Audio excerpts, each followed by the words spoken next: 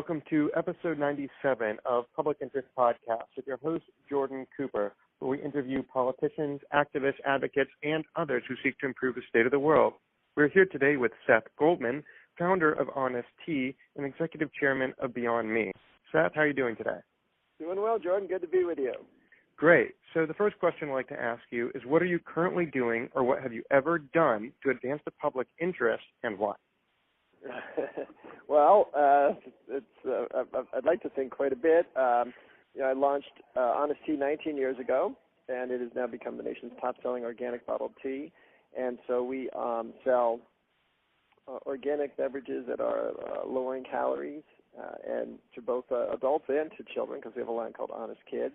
And so we're working to improve the health of the American diet. We're working to improve environmental conditions in the developing world, and also to support fair trade working conditions. And then with Beyond Meat, we are launching a line of plant-based protein products. And so our goal there is to have every American family have at least one more plant-based meal per week. And if we can do that, we know we'll also have a very positive impact on their diets, and certainly on the environmental impact of the way protein is produced around the globe. Sounds like you have had quite an interesting path. And I know that you weren't always interested in improving the American diet and environment and fair trade, at least professionally. You began in a different career path. Is that correct? Yeah, I was a government major in college, and so I thought I would probably take more of a political path. And while working on Capitol Hill, we certainly got involved in some initiatives around the environment. But what I enjoy about the work with Honest Tea and Beyond Meat is it's a much more direct impact. We make products that people consume on a daily basis, and so we're able to see the impact we have through the production of our products as well as the consumption. So how is it that you began to develop an interest in improving the diet of Americans? Well, it started with actually a personal dietary need where I was thirsty, and after a run one day said, there's just the only drinks in the cooler are these very sweet drinks that don't appeal to me, both either from a dietary perspective or from a just appetite perspective. And of course, recognize that if there was both a demand for this kind of drink, there could also be a need and a benefit if we could bring these products to a wider audience. And so that was what got me excited about launching Honest Tea. And so it's been fun to see it expand. It seems like many of our listeners may at some point in their lives have thought, wow, there just isn't something that I want, or I'm really craving something and I don't have it. But not all of them go on to found multi-million-dollar international organizations. What's the link between? I know you started you were getting your MBA in business school. But even so, there are a lot of students in business school who have an idea, and there's there's a lot that happens between seeing a need in the market and actually finding this kind of success and having the impact on public health and the environment. What happened there? How come your story is so unique? Well, it's part of a convergence of several things. So number one, there was just the personal need. Felt that there was something missing from a dietary perspective, but I was also at a place in my life where I felt like I was ready to do something about it. I had worked enough in business and in entrepreneurial pursuits that I was kind of looking for the right opportunity. So you connect an opportunity with a personal desire to get involved in it, and then against the much bigger backdrop, and I didn't know it at the time, of course, but this is where society was headed. We were, the average calorie profile when we started Honest Tea back in 1998, the average calorie of bottled teas was 100 calories per 8-ounce serving. And so if you look now today, it's much lower. It's probably closer to 60 or 70. And while I certainly didn't foresee at the time that was going to happen, it was smart to believe that there could be an opportunity to help take people in a healthier direction if you gave them the right product. And so, we were, I guess, fortunate we both helped create some of that demand, but also were able to take advantage of it too. So it sounds like you're a little bit ahead of the curve in reducing sugar intake. Why is it that sugar poses a problem? We were a lot ahead of the curve, by the way. You go back to 1998, and when everything else was at 100 calories, to be out there at 17 calories per 8 ounces was, we were, that's called the painfully ahead of the curve.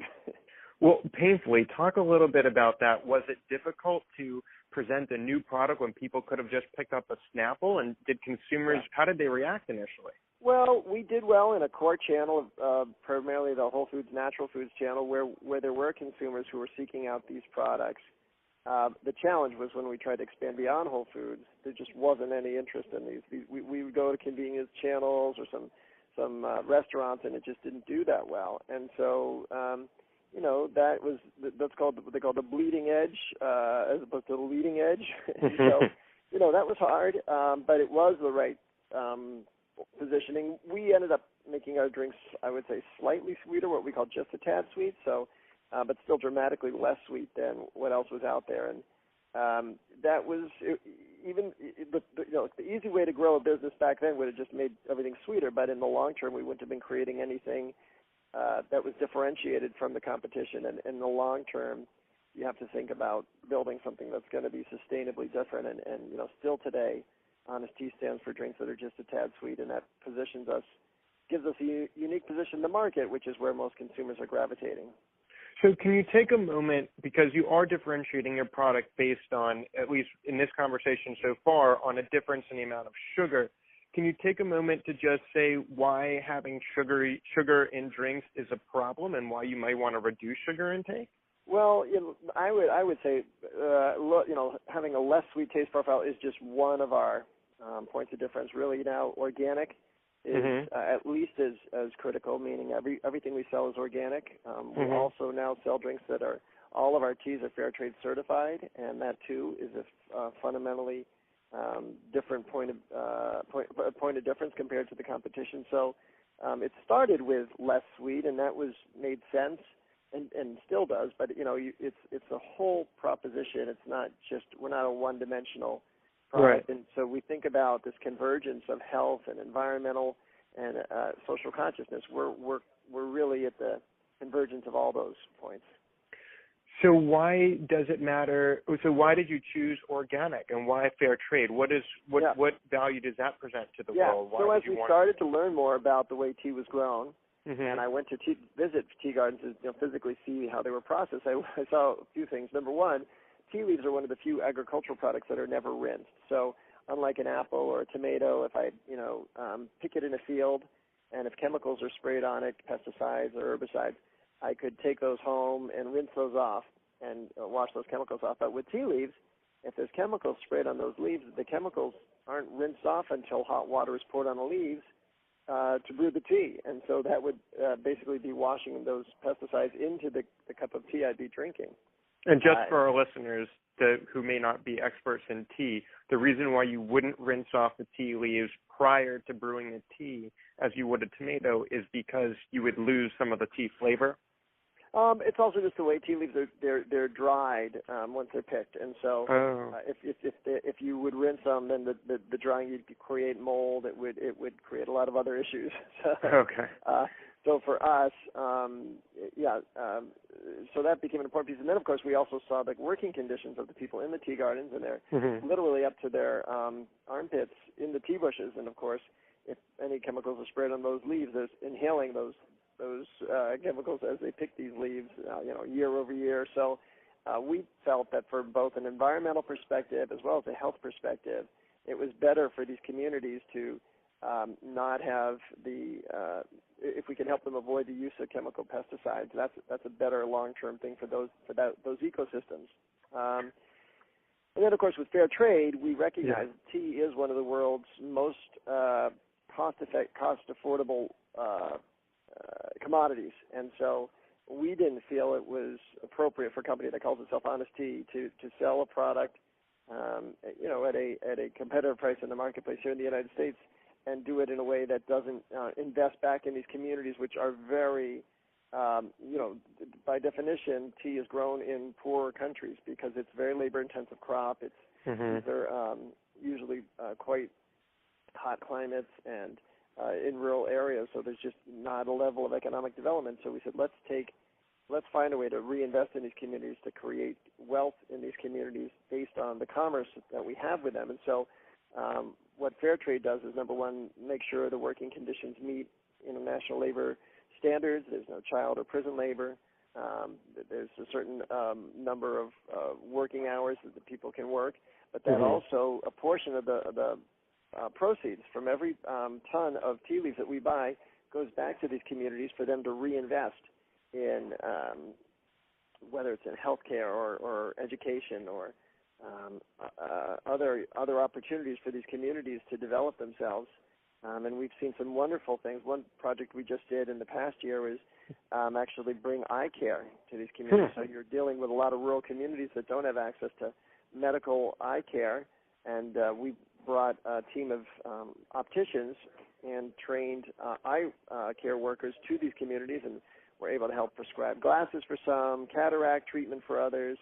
And of course, being able to see is connected to literacy, but it's also connected to being able to pick tea leaves well.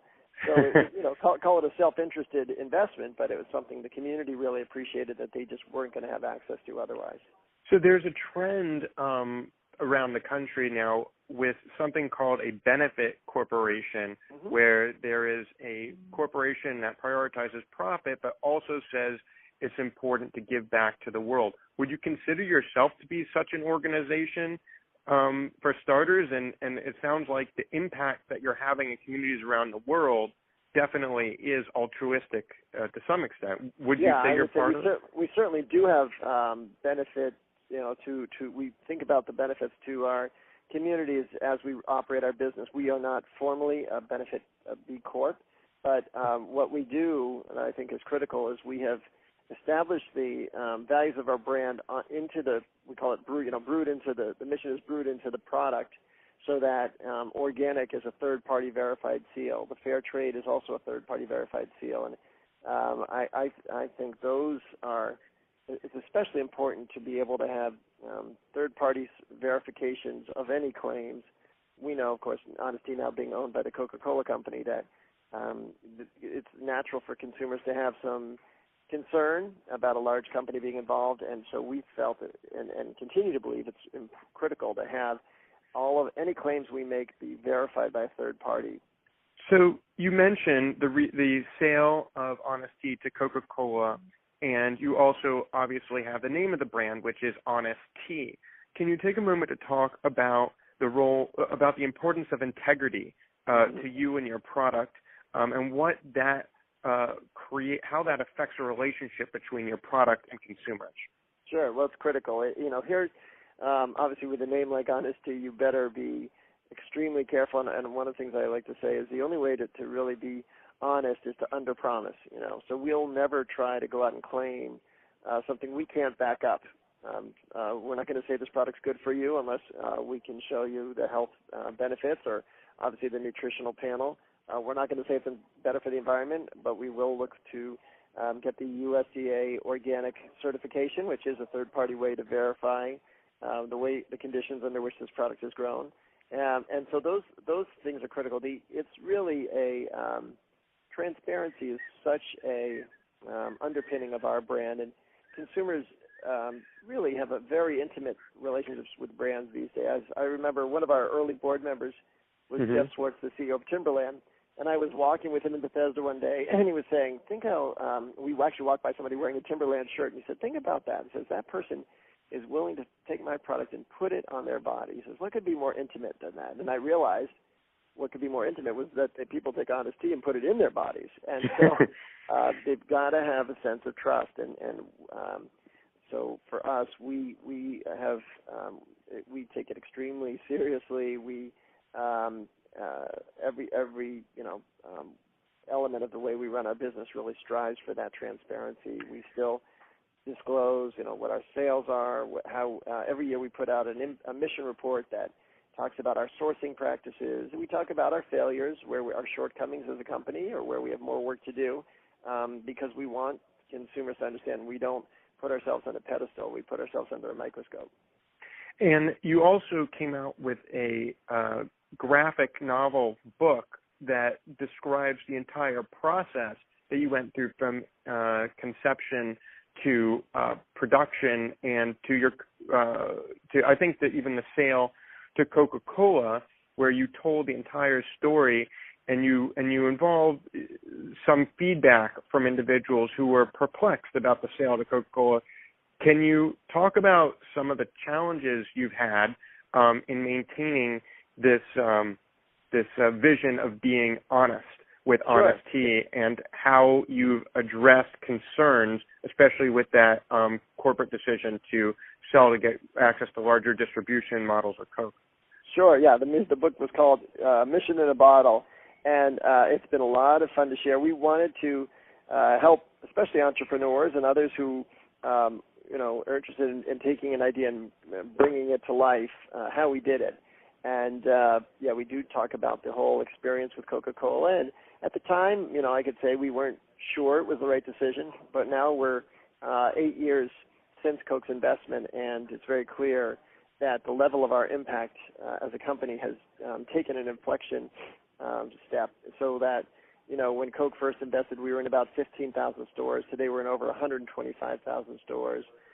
We look at our sourcing practices, where we were buying about 800,000 pounds of organic ingredients a year. Last year we bought over 15 million pounds. So we're just in a dramatically larger place in terms of the impact we have, the relevance we have to consumers and to the communities we source from. And so you're outsourcing your values in a way, and you're allowing Coca-Cola to expand the impact of your values around the world, and therefore to have a more positive impact according to your values in more communities and more lives among more consumers than you otherwise would have.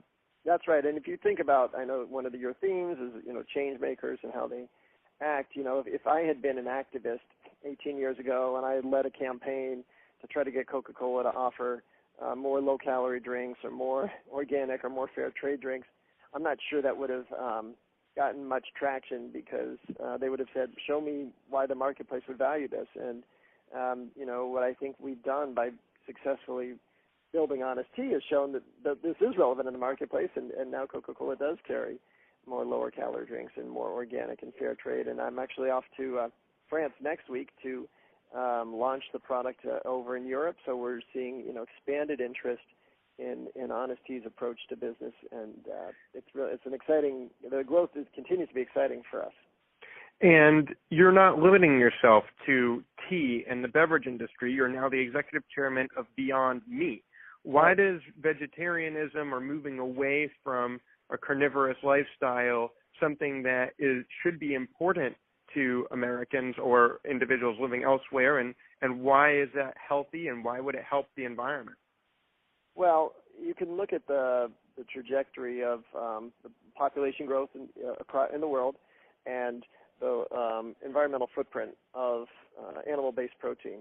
And at a certain point, or actually the lines are quickly going across, where we just, the planet is not capable of supporting 7 billion people existing on animal-based protein. But of course, as population growth continues, people are going to need protein. So our point of view is, let's create more choice. We believe people should and will need to continue to consume meat, but let's change the definition of what meat is.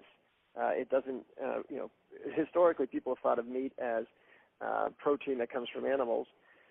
What we are doing at Beyond Meat is taking the essential components of meat, which are the proteins, the amino acids, and the fats, the lipids, and some of the carbohydrates and minerals. And what we're doing at Beyond Meat is taking those components, all of which exist in the plant kingdom, and putting them together in a way that perfectly replicates the taste, texture, and sensory satisfactions of animal-based protein. And so we have just launched a burger called the Beyond Burger, which is carried in over 200 Whole Foods stores, all the stores in the Mid-Atlantic, by the way, carry this product, and it's carried in the meat section. So that we're now bringing this product not just to vegetarians, we're bringing it to anybody who is looking, for a satisfying protein meal. And this, if we do this right, could have huge impact on helping more people have more plant-based diets.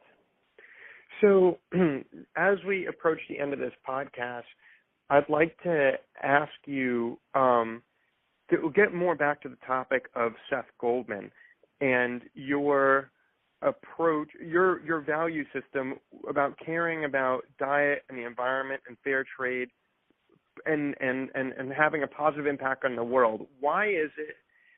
Where do you really get your motivation from? How is it that you became so impassioned about trying to have a positive impact on the lives of others, on improving the environment for everyone, on addressing American obesity, on improving labor practices in the developing world?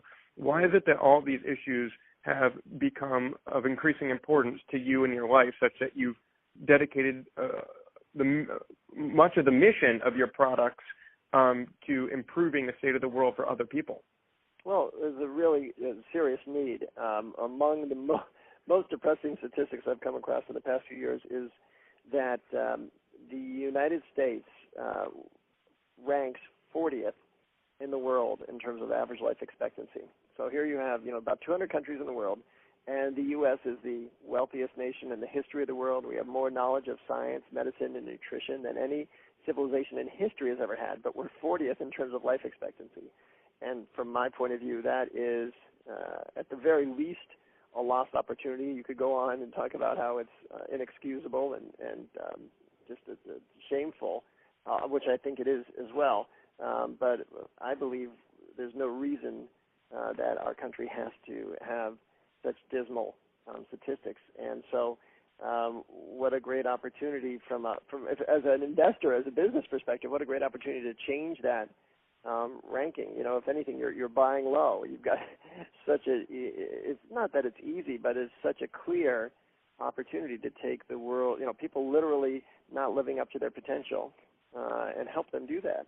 And so for me, when we can do it in a way that helps create community wealth in communities that lack access to it, or we can help do it in a way that coincides with positive environmental impact as well, I can't imagine doing anything else that could be as satisfying or meaningful. And so, we started off talking about I had this interest in politics or the public arena, the public sector, and I feel like the work we're doing is very much focused on our public impact. It's just done through the private sector. So the final question before we conclude this podcast, you've been working to advance the public interest through the private sector. You said that had you gone to Coca-Cola as an advocate, you may not have been as successful as you have been in showing them that actually improving the world can be a pathway to profitability. Can you talk for a moment about what you hope your legacy will be at the end of your career, whenever that may come?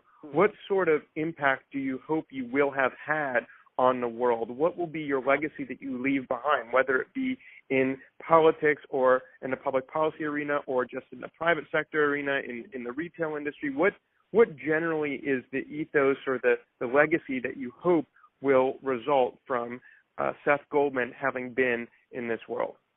Well, the first thought, of course, is more personally the family that my wife and I have created. We have 3 wonderful sons who are very on their way to having an impact on the communities they live in and work with, and obviously creating loving and meaningful relationships with each other and the rest of my family.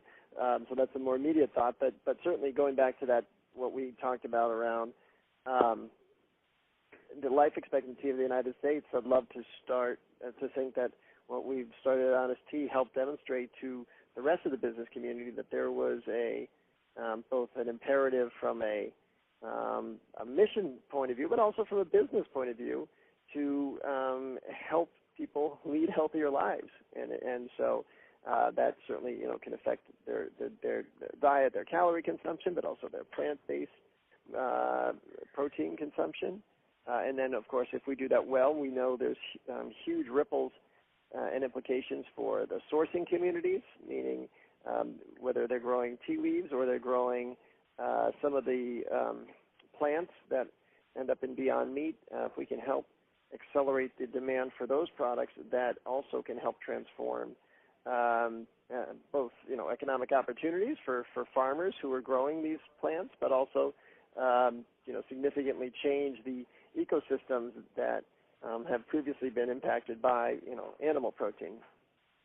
So that has been Seth Goldman, founder of Honest Tea, executive chairman of Beyond Meat, for whom global impact across many industries can begin with an idea that an original pathway of politics and finance is maybe not ultimately where you need to end up, that life can take many different turns as you seek to have a positive impact, whether it be on the environment, whether it be on consumer habits, creating a healthier world, expanding the American life expectancy, improving fair labor practices in other countries. Seth is someone who finds that advancing the public interest can take many shapes and forms, and that being profitable in the private sector is one way that he has found to make the world a better, healthier, more environmentally sustainable place. So, Seth, thank you so much for joining us today. Good to be with you, Jordan. And this has been episode 97 of Public Interest Podcast, where we interview politicians, activists, advocates, and others like Seth who seek to improve the state of the world. Thanks so much for joining us, and we will talk to you next time.